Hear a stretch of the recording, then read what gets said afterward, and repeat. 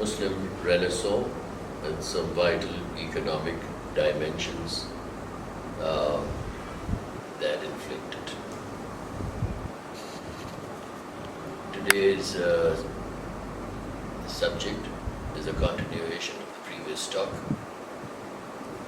and in the previous talk, we'll take a cue from a sentence that was delivered by me, and that was based on religiosity. The sentence was that like air, water, and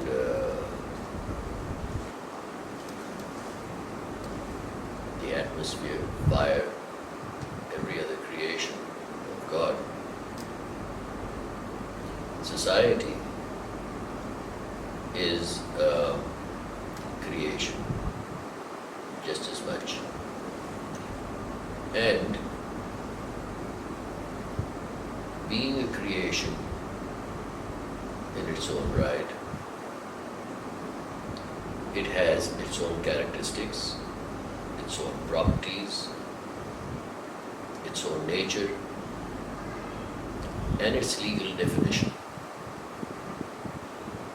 But what we need to understand is that it is made up of and is constituted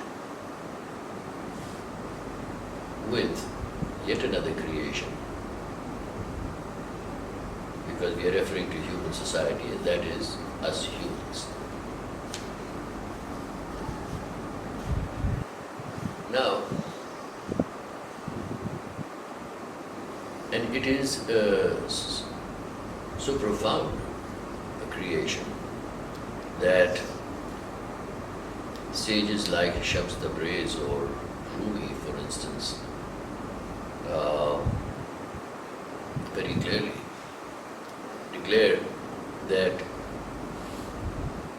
if you would wish to view God, view society.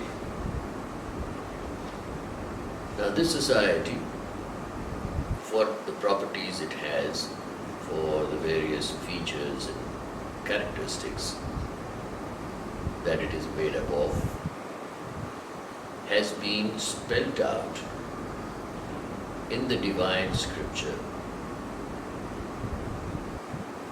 in very idealistic terms. And why I use the word idealistic is because that serves as a benchmark.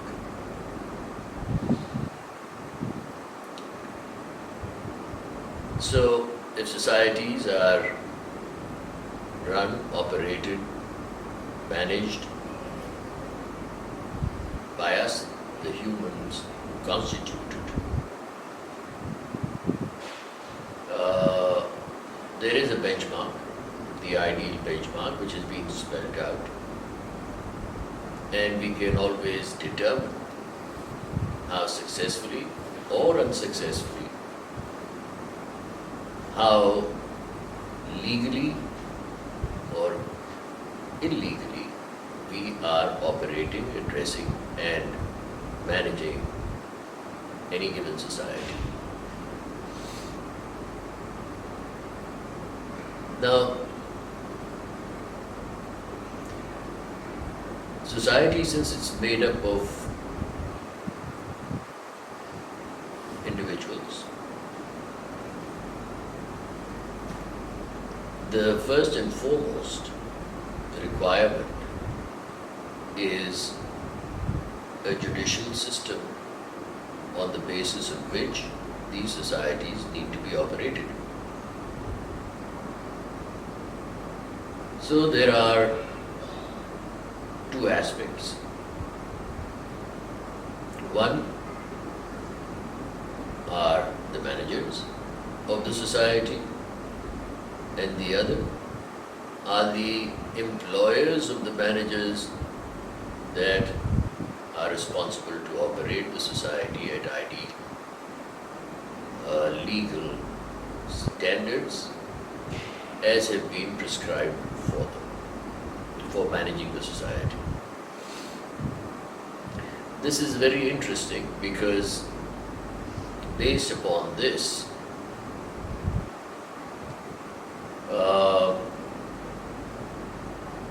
legislation, the devising of laws, particularly those that address limitations, the law of limitation, and those that address the extent of liberty, both have to be viewed, legislated, and invoked by way of laws on the basis of which societies can and should be operating. We'll go a step further. If you view, we have to visit history and we have to view the history of societies as they originated, as they evolved, as they have come to today, and based upon this, we will be able to write the future history of societies as they would perhaps unfold, or they could be made to evolve.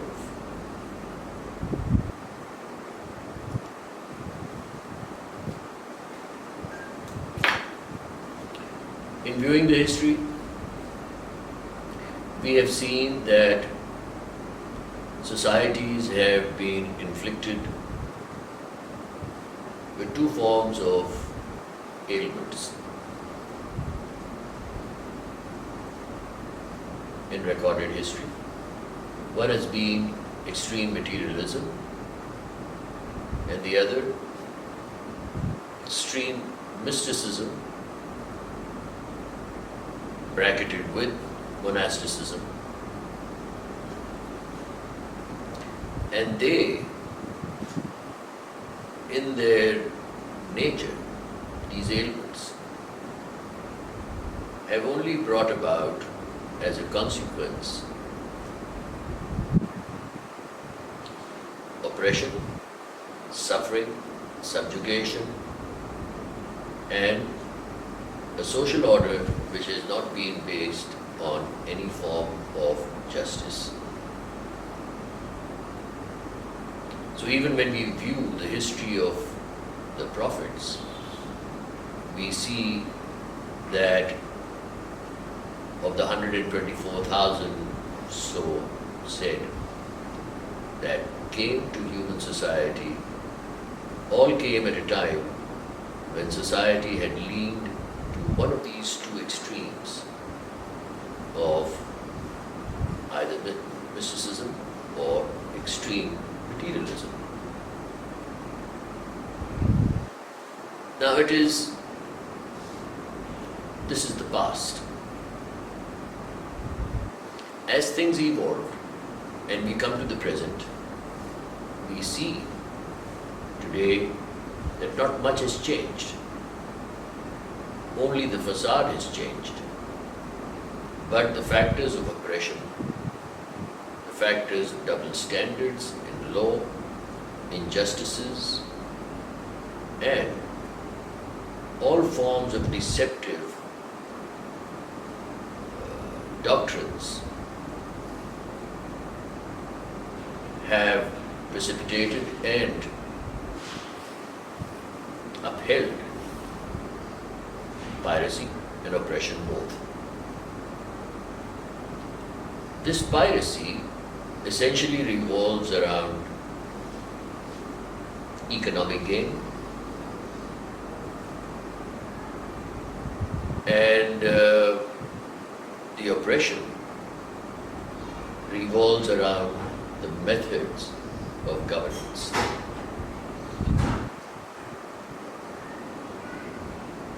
So when we are going to be talking about Muslim Renaissance, we will essentially be required to talk about the ideal standards, the benchmark provided to us by the creator of the society. And we'll have to then assess where and how far are we from that benchmark to be able to correct our course. Because now, according to our beliefs, no prophets will come, no new message from the Creator will come. And therefore, we have the ultimate doctrine at hand. It is the conduct, it is our conduct for both governance and for economic liberties that has to be viewed, reviewed, legislated and invoked. We will move further on to the factors on how the ideal standards have been fashioned as we see it in the message. We have the governors and we have the governed. The governors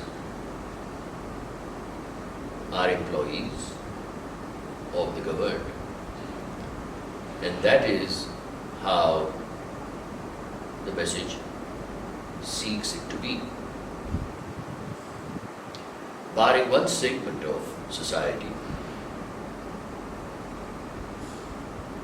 which has been given a special place, exclusivity, and the highest compensation of labor. Now that segment of society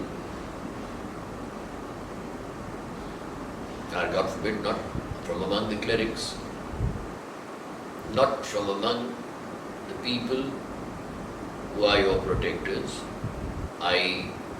the armed forces. They are not from among civil bureaucrats. They are not from among the legislators. This segment are essentially jurists, people who adjudicate between the governors and the governed. So, if the laws that are legislated are presented for them to adjudicate, then these laws must have within their nature two principal aspects for the able functioning and subsistence of societies and their healthy evolution. One is the extremity of liberties that has been given by the Creator to the created, which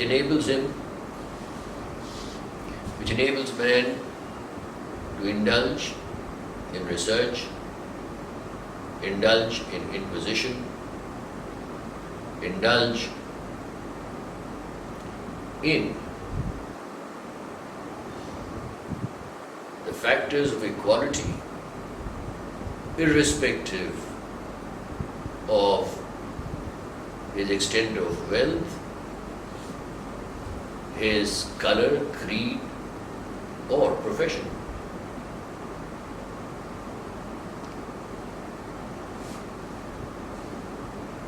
That liberty in human history we do not see manifest in any man-made law or the levels of divine law that were presented to human society until the advent of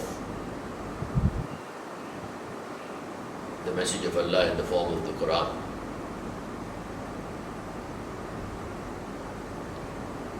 The second aspect is absolute negation of any or all factors of oppression.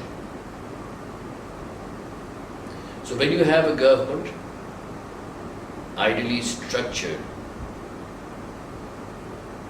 in a manner where you have employees in the form of civil, military, judicial, and legislative bureaucrats. You have, on the other hand, the employers in the form of the populace who pay to retain such managers and call them government. And that government in office again has to be functioning essentially based upon the limitations of governance as prescribed in the Quran for managing any society, or in our day and age, you can call it a nation state.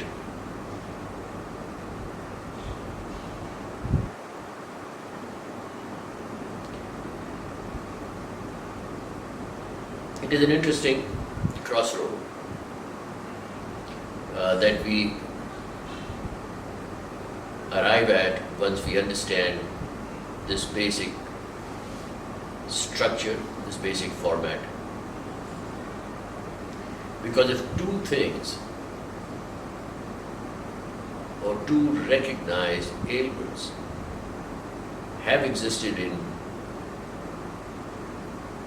time that inflict human society, i.e. materialism and mysticism, then the fine art of lawmaking in Islam must address material justice, must address social justice with all the liberties given to man by the Creator.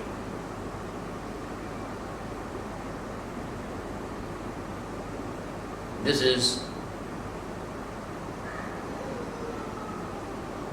has its effect.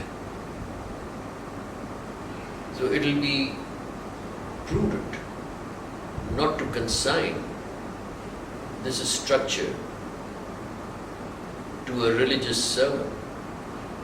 On the contrary, the merit for the management of human society based on this benchmark, based on this recipe, is what has to be considered. There's another feature we see through the process of evolution of societies and human history, that the predominant evil that compromise the ideal standards of society were for economic reasons. You found usurpers, you found pirates, you found kings, you found monarchs, you found people who are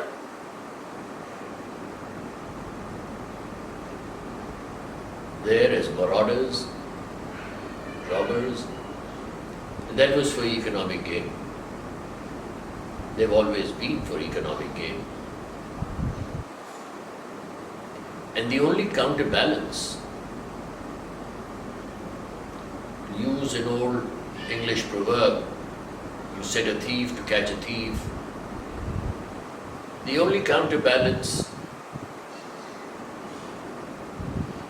to this sort of material heist has been the freedom of trade, has been the liberties for economic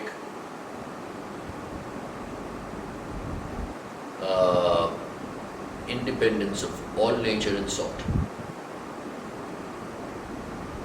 It is the traders, it is the entrepreneurs, it is the industrialist. When given that liberty, bring home the wealth of knowledge and innovation and industry, which enables not only the evolution of human civilization, but also strengthens and fortifies their territories. And this is the template on the basis of which the subject matter of today becomes extremely pertinent. And for the purposes of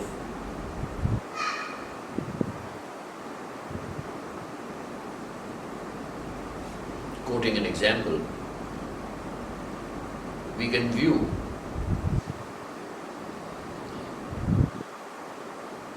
the Muslim societies that do exist, fragmented into nation states, into kingdoms, into a variety of other natures of subservience to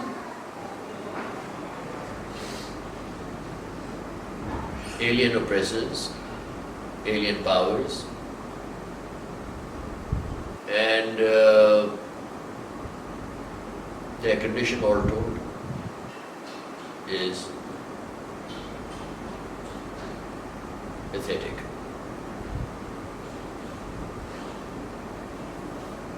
So for addressing Muslim Renaissance, the first and foremost requirement, in my understanding, is absolute liberties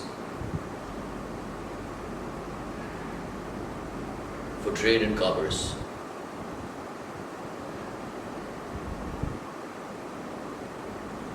These liberties do not stand their ground until they are liberated from restrictions that inflict them for the medium of exchange.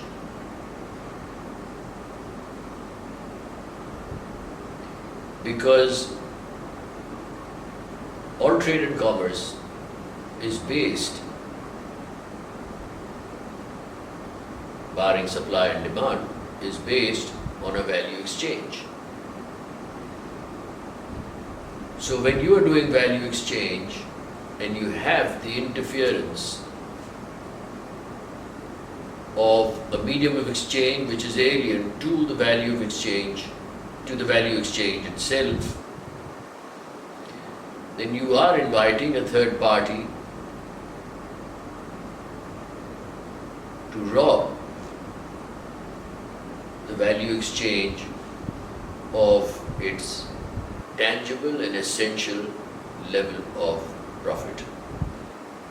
Simply explained, if Pakistan were to deal with another Muslim country,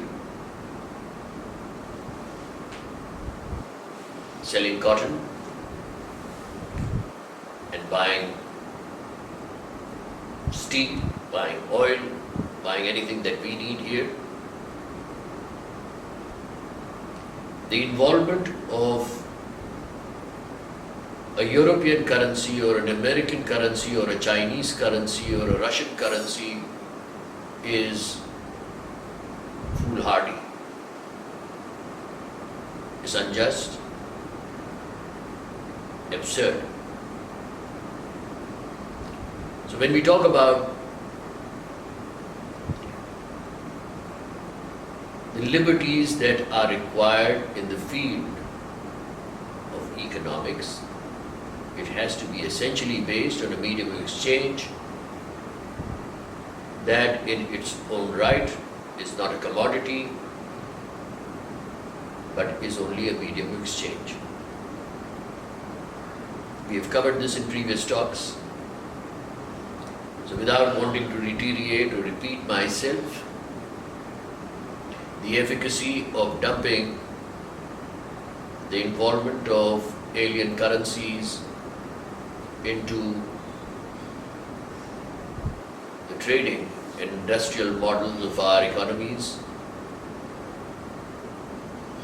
is fundamental to the liberty that Islam warrants for the management of societies, because if materialism is going to be or has been and evidently is one of the two ailments that inflict human society, then we need to find a cure for it. And the cure rests in the extent of liberty we are able to acquire for achieving that particular prescription of cure. Similarly, if mysticism is another ailment, bracketed with monasticism, then we need to establish social justice by legally defining the role of the government and their functionaries such that they remain servants and not rulers.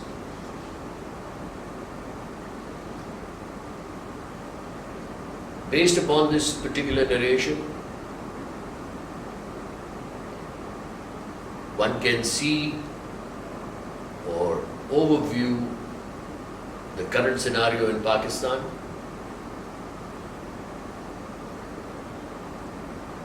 where all liberties for the management of the economy stand usurped by the servants of the state in place of the people.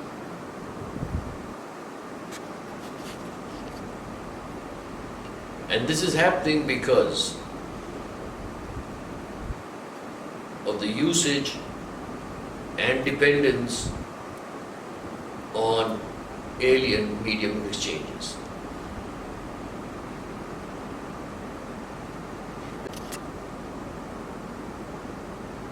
Servants, like in colonial structures for the management of societies, where servants are rulers and the population are the ones being governed. Whilst the population are the people who pay through taxes the retention of government functionaries, i.e. the bureaucracy. This role has to essentially be reversed and judiciously invoked.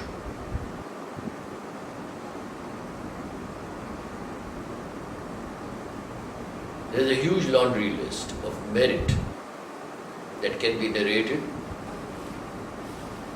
on the issue of the independence and liberties that make up for the fundamental requirement of good governance and particularly when we view it from the periscope or from the perspective of Muslim Renaissance, then